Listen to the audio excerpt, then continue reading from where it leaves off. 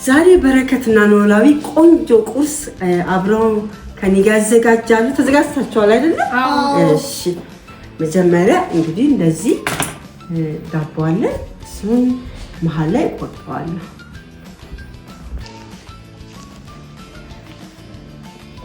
ዳቦ ከምንድን ነው የሚሰራው? በረከት ከምንድን ነው? ምን አልክ? ከጤፍ ከጤፍም ይሰራል።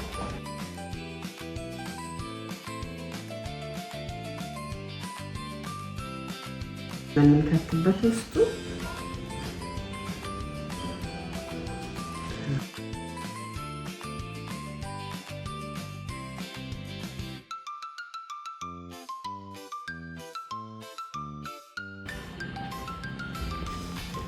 ከቻፕ እና የድንብላል ቅጠል ዘይት ውስጡ አለው። ጨው አድርጌበታለሁ። አሁን እሱ ውስጡን ትቀቡታላችሁ።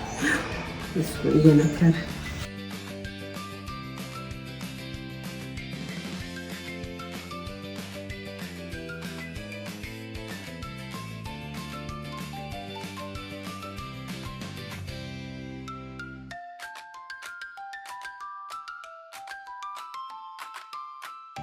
የተፈጨ ስጋ አለ።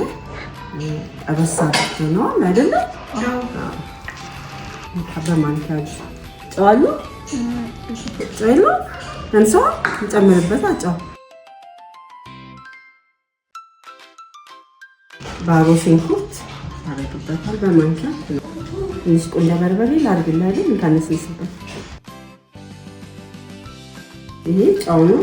ጨው ከምን እንደሚሰራ ታውቃለህ? በረከት ምንድን ነበር? የቢቾ ከቢቾ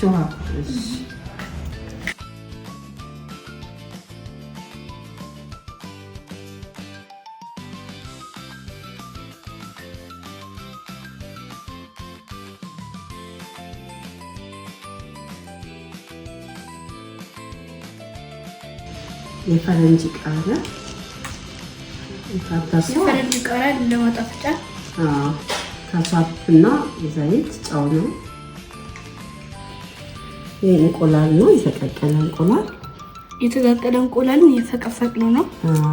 እዚህ ትንሽ ለውበት እንዲያምር ቃናውም ደግሞ ደስ ይላል እኮ አይደለም እንዴ?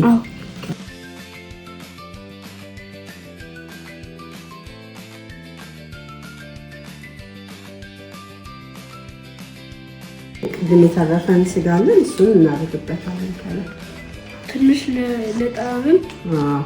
ቅድም ከታች አድርገን አሁን ደግሞ ከላይ በጣም የሚጣፍጥ ነው የሚመስለኝ አይደለም? አዎ። ሞዛሬላ ቺዝ ነው እናደርግበታለን ከላይ።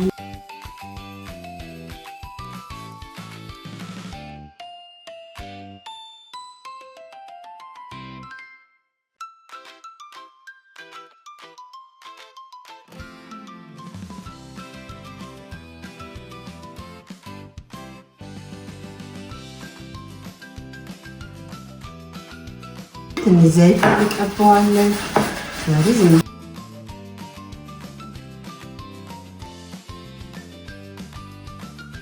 ምን እናድርገው አሁን? ኦቨን ውስጥ ልታክስ ነው።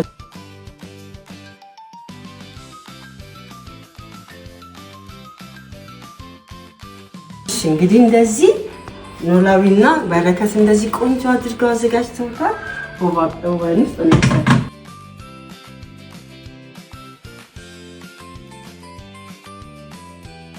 እንደምታዩ ከሆነ አውጥተነዋል።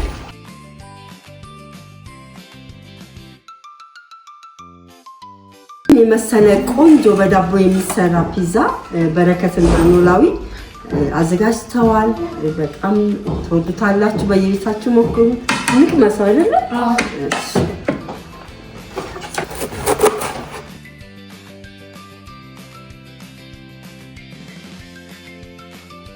እንግዲህ ቀምሳችሁ ደግሞ ትነግሩናላችሁ። ቆንጆ ነው አይደለም? እሺ እስከዛ እንግዲህ በዚህ መልክ በየቤታችሁ መሞከር ትችላላችሁ። በጣም ቀላል ነው።